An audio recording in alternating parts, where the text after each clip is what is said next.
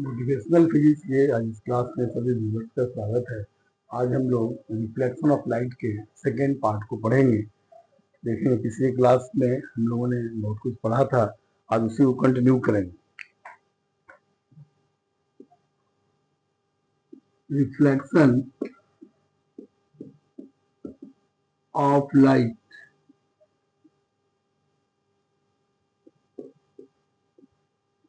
ये दूसरा पार्ट है। आज पिछला पार्ट हम लोग पढ़ चुके थे। इनफैक्ट प्लेन मिरर हम लोग पढ़ रहे हैं।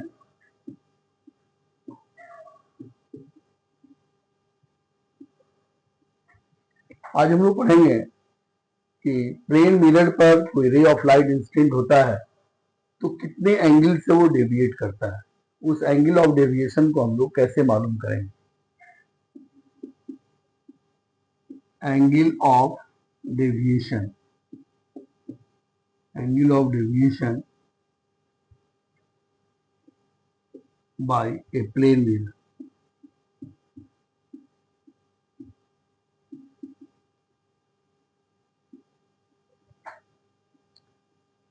यह एक प्लेन मिरर है, यह पॉलिश सरफेस है जैसा आप सब जानते हैं,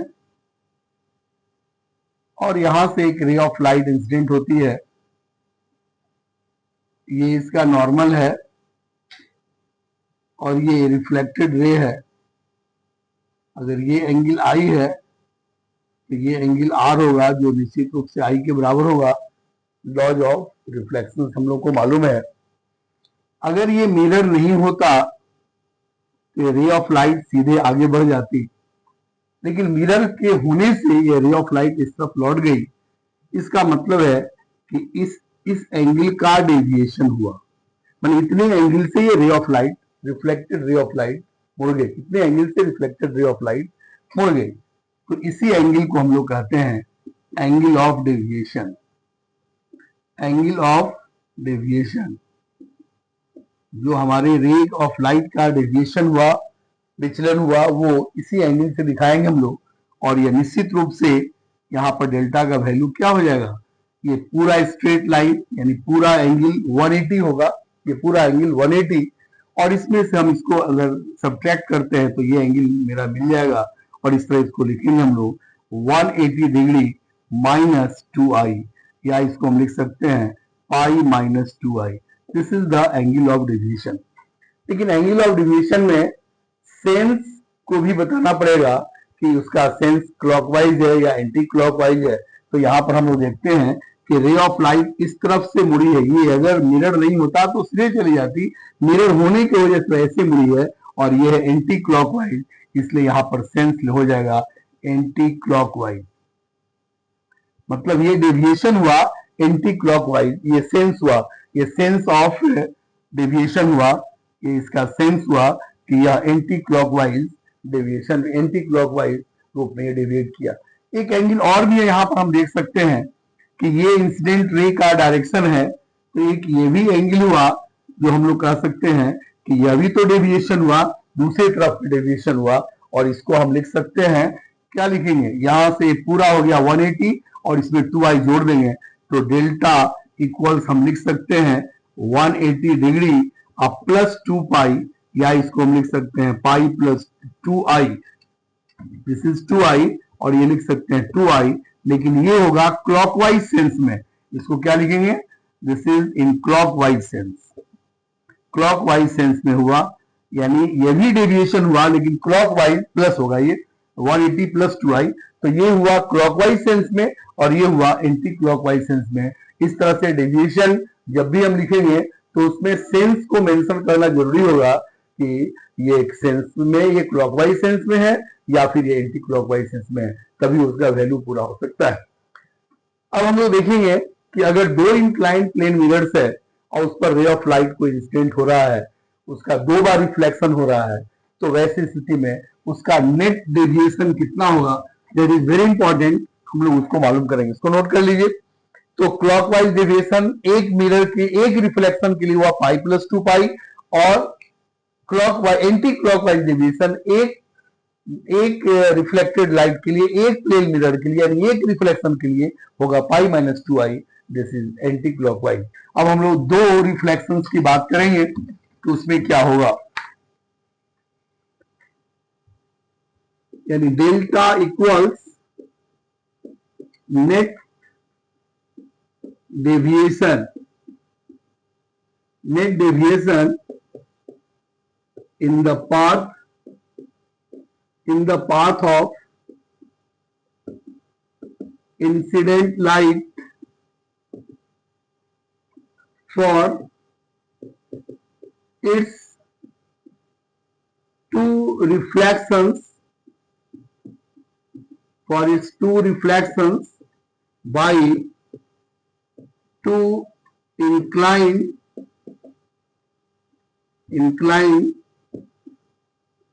प्लेन मिरर्स। ये हम लोगों को पता करना है, delta net deviation in the path of incident light for its two reflections by two inclined plane mirrors, पर दो रिफ्लेक्शंस के लिए नेट कितना होगा ये हम लोग मालूम करेंगे। सपोज कीजिए एक मिरर यह है, एक मिरर यह है, और दोनों के बीच का एंगल है थीटा इक्वल 60 डिग्री।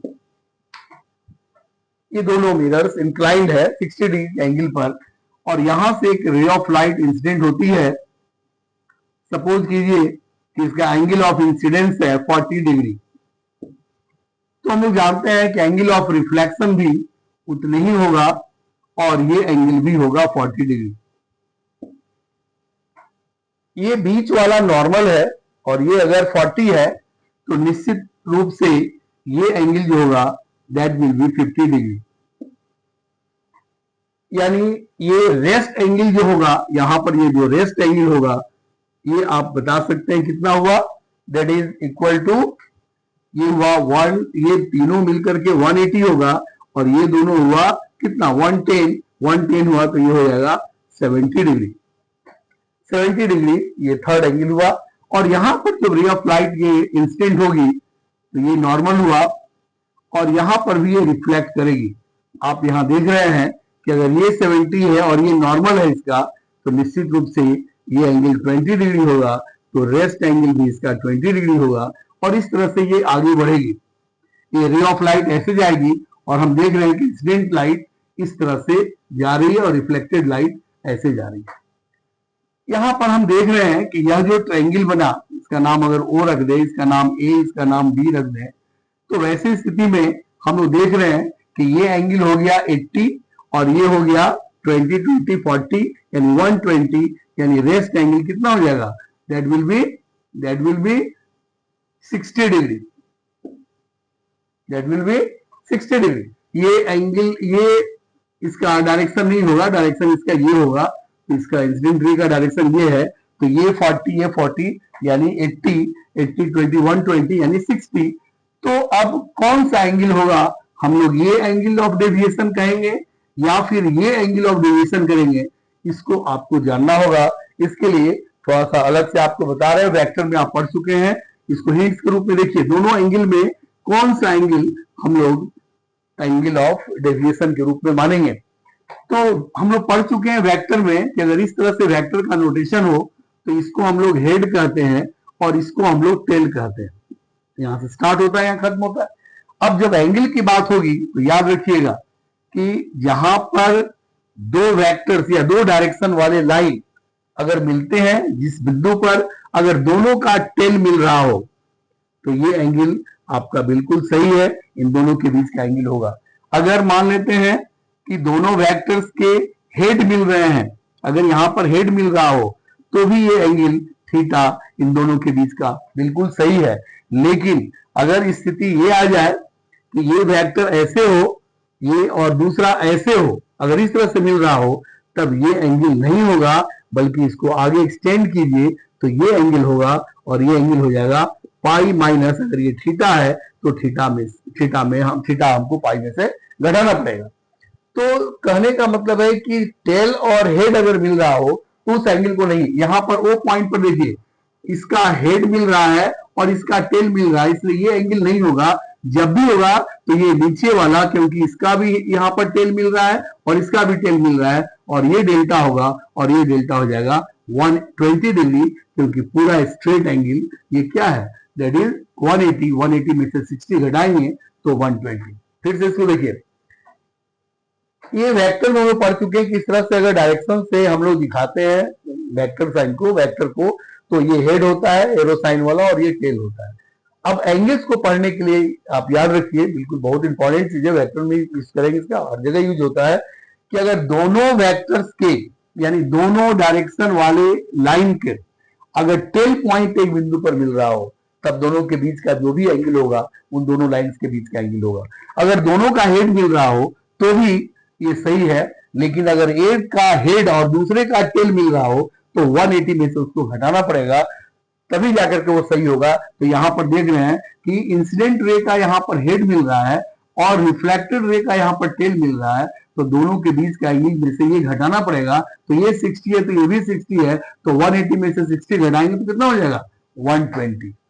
यहाँ पर आप ये देखिए कि इंसिडेंट रे, इसको अगर मिरर 1 मान लें तो दिस इज M1, और इसको अगर मिरर 2 मान लें तो this is M2।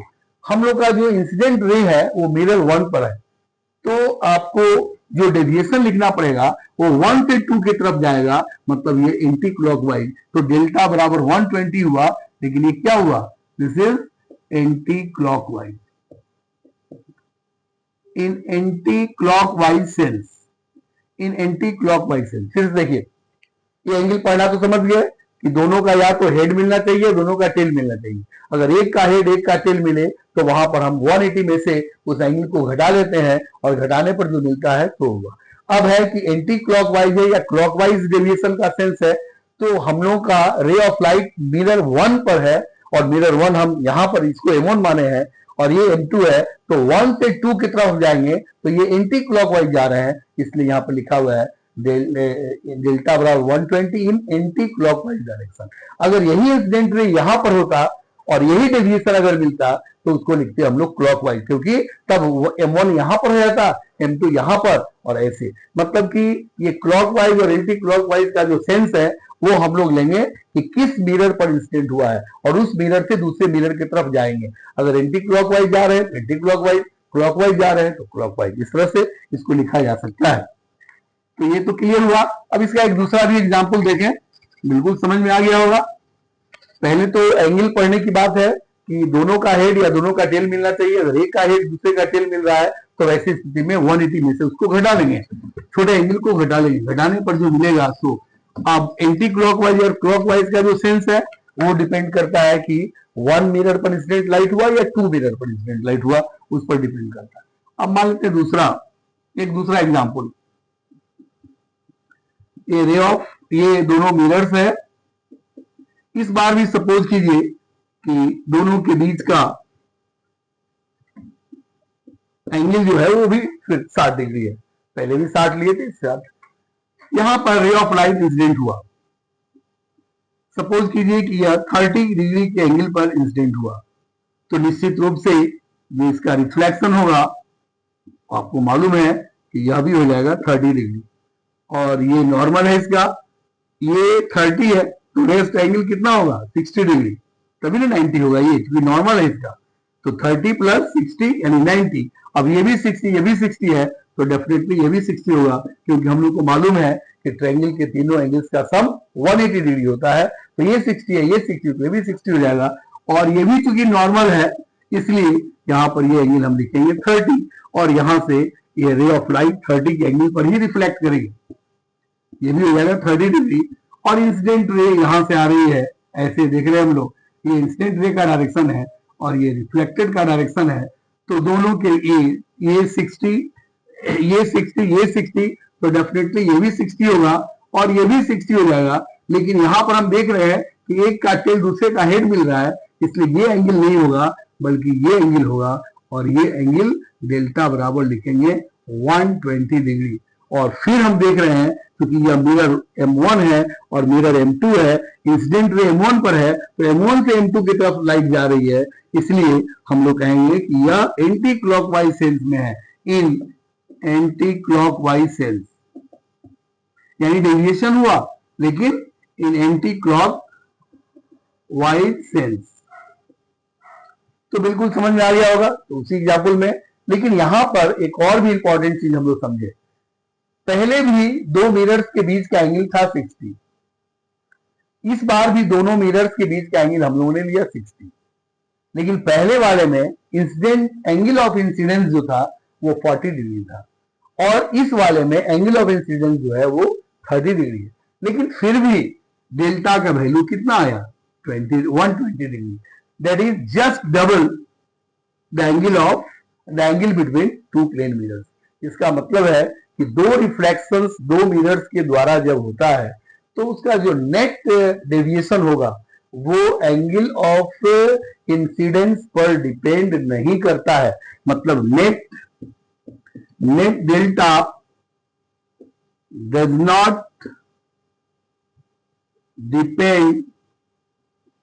Not depend upon the angle of incidence. वो इस पर डिपेंड नहीं करता है। एंगल ऑफ इंसिडेंस पर उसका कोई मतलब नहीं है। किसी भी एंगल पर आप इंसिडेंट लाएंगे उसका जो एंगल ऑफ डेविएशन होगा वो जो एंगल दोनों मिरर्स के बीच का होगा उसका डबल होगा। Delta equal to 2 theta. Delta equal to 2 theta. अगर इसको हम थीटा मानते हैं तो डेल्टा इक्वल टू क्या हो जाएगा, 2 थीटा हो जाएगा। And that is independent of the angle of incidence. लेकिन क्लॉकवाइज होगा या एंटी क्लॉकवाइज होगा वो डिपेंड करता है कि किस मिरर पर रे ऑफ लाइट इंसिडेंट हुआ। जैसे एक तीसरा एग्जाम्पल देखिए तो बिल्कुल क्लियर हो जाएगा। इसको उतार लीजिए, इसको देख लीजिए तो ये बात बिल्कुल क्लियर हो गया कि किसी भी एंगल पर एंगल ऑफ इंसिडेंस हम कराएं, एंगल रे ऑफ लाइट को लाए, वो उसका डेविएशन जो है वो उसके एंगल पर डिपेंड, एंगल ऑफ इंसिडेंस पर डिपेंड नहीं करेगा, बल्कि वो डिपेंड करेगा दोनों मिरर्स के बीच के एंगल पर। और सेंस उसका क्लॉकवाइज होगा या एंटी क्लॉकवाइज वो डिपेंड करता है कि किस मिरर पर रे ऑफ लाइट को इंसिडेंट किए हम लोग। अब सपोज कीजिए ये तीसरा एग्जांपल, इससे एक बात और क्लियर होगा।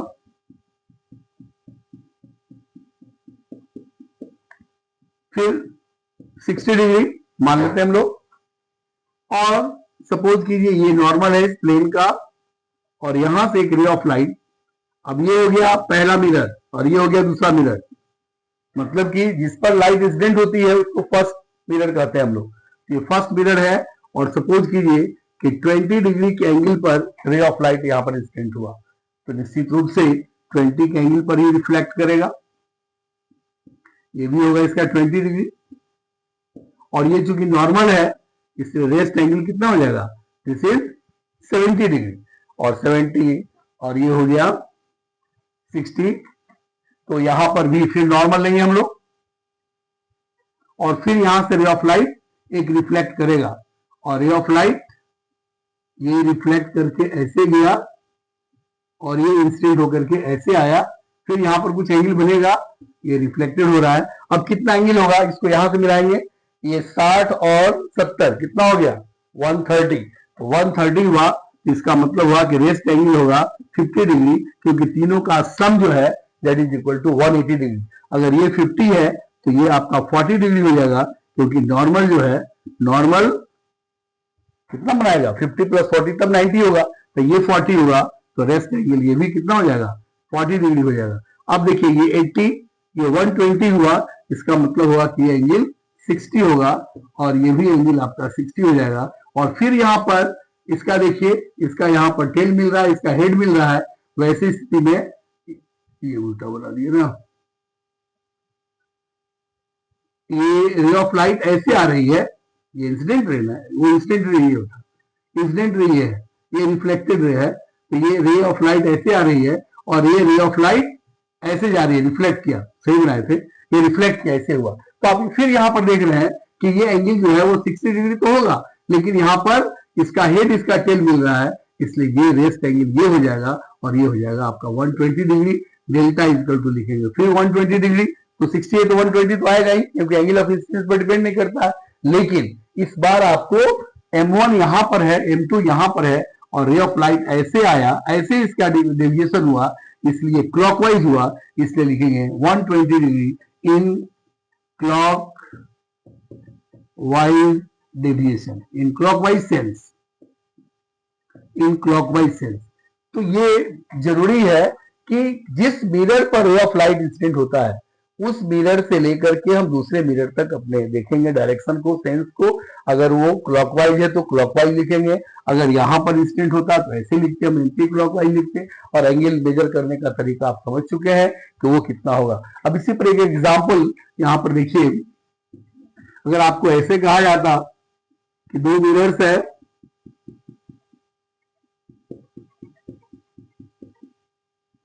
दो मिरर्स है और यहां पर एक रे ऑफ लाइट इंसिडेंट हो रहा है 53 डिग्री पर और ये 60 डिग्री पर है, तो इसका नेट डेविएशन दो रिफ्लेक्शन से कितना होगा। फिगर में इतने दिया हुआ है, नेट डेविएशन कितना होगा। तो हम लोग अभी देख चुके हैं कि एंगल ऑफ इंसिडेंस से कोई मतलब नहीं है, चाहे जिस एंगल से इंसिडेंस हो, दोनों मिरर्स के बीच का एंगल कितना है इस पर डिपेंड करता है और वो 60 डिग्री है, इसलिए डेल्टा नेट बराबर हो जाएगा, ये थीटा है तो 2 थीटा लिखेंगे, 2 इंटू यहाँ पर थीटा का मतलब 60 डिग्री है इसलिए फिर होगा 120 डिग्री। लेकिन अब यहाँ पर सेंस ऑफ डायरेक्शन देखना है, तो सेंस के लिए आप देख रहे हैं ऐसे से ऐसे आ रहा है, मतलब 1 यहाँ पर है, 2 यहाँ पर है और ये होगा आपका क्लॉकवाइज डायरेक्शन, तो लिखेंगे in clockwise sense, in clockwise sense. तो बिल्कुल क्लियर हो गया कि दो मिरर से नेट डेविएशन जो है वो एंगल ऑफ इंसिडेंस पर नहीं डिपेंड करता है और उसका क्लॉकवाइज या एंटी क्लॉकवाइज सेंस क्या होगा वो डिपेंड करता है किस मिरर पर रे ऑफ लाइट इंसिडेंट होती है। अगर इस मिरर पर रे ऑफ लाइट इंसिडेंट हुई तो यहां से ऐसे जाएंगे, इस मिरर पर रे ऑफ लाइट इंसिडेंट हुई तो यहां से ऐसे जाएंगे, इस तरह से। और फाइनली इसमें जो सबसे इंपॉर्टेंट पॉइंट है वो ये है कि कोई भी रे ऑफ लाइट का जब डेविएशन होता है तो वहां पर क्लॉकवाइज और एंटी क्लॉकवाइज सेंस को बताना बहुत जरूरी है। अगर आप कुछ नहीं लिखते हैं, सिर्फ लिखते हैं डेल्टा इक्वल टू 120, हो सकता है कि आपके ऑप्शन में 120 रहे दो जगह और एक जगह क्लॉकवाइज रहे, एक जगह एंटी क्लॉकवाइज रहे, एक जगह सिंपली 120 डिग्री रहे। आप 120 डिग्री पर टिक लगा दीजिएगा, सही है। नहीं, जब डेविएशन होगा तो वहां पर सेंस ऑफ डेविएशन ये जरूरी है और तब आपको बताना पड़ेगा कि वो क्लॉकवाइज है या एंटी क्लॉकवाइज है, क्या है। तो आपको बता दिया हम कि इस मिरर से इस, अगर जिस मिरर पर रे ऑफ लाइट इंसिडेंट होगा वहां से अपने हम देखेंगे कि वो दूसरे मिरर तक जाने में हमको एंटी क्लॉकवाइज जाना पड़ रहा है या फिर हमको क्लॉकवाइज जाना पड़ रहा है। जैसे यहाँ पर रे ऑफ लाइट यहाँ इंसिडेंट हुआ तो हमको ऐसे आना पड़ा, इसलिए हो गया क्लॉकवाइज। पहले दो एग्जाम्पल बताए उसमें रे ऑफ लाइट ऐसे इंसिडेंट हुआ था तो हम लोग को ऐसे जाना पड़ा, इसलिए वहां पर एंटी क्लॉकवाइज हमको शो करना पड़ा। और साथ साथ यहाँ पर एंगल देखने का तरीका बता दिए कि जब तक जिस पॉइंट पर एंगल मेजर करते हैं वहां पर दोनों का या तो टेल मिलना चाहिए या दोनों का हेड मिलना चाहिए। अगर एक का टेल दूसरे का हेड मिलता है तो जो छोटा वाला एंगल है उसको 180 से हम घटा देंगे और घटाने पर जो एंगल मिलेगा that is the angle of deviation. Thank you.